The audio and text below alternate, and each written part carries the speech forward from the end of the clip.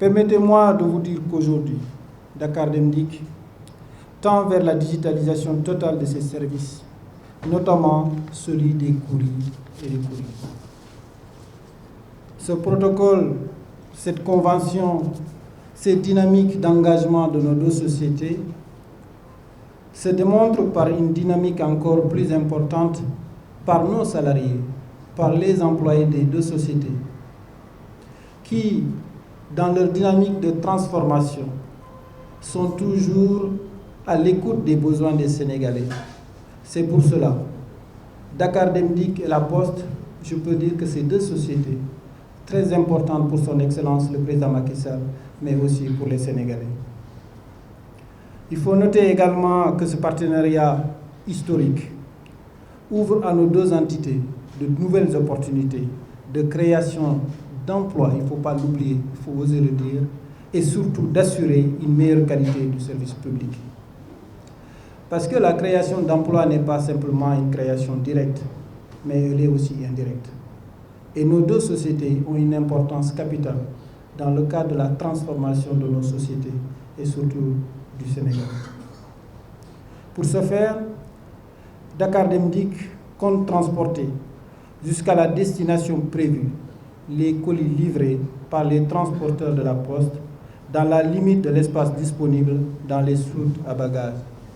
L'accord cadre qui va être signé tout à l'heure porte sur 4 axes.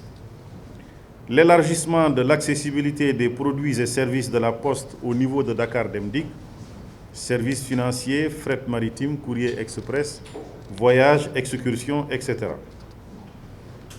L'envoi de colis et courriers express via les réseaux de transport de Dakar Dem Dikk, urbain, interurbain, international.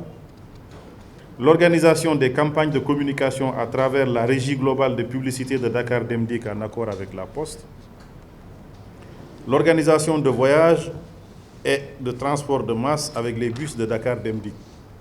On me dira alors, mais qu'est-ce qu'apporte la Poste?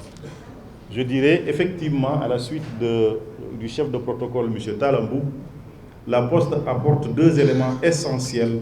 Le premier, c'est ce que les comptables appellent l'apport en industrie, c'est-à-dire l'expertise. Le deuxième, c'est la capillarité du réseau postal.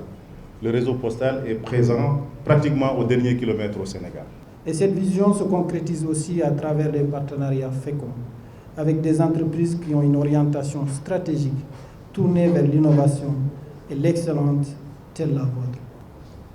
Je vous réitère notre engagement à faire de ce partenariat un pacte social qui intègre les changements socio-économiques et les besoins de nos concitoyens, qui attendent de nos deux sociétés un service public de qualité conforme aux principes de l'équité territoriale.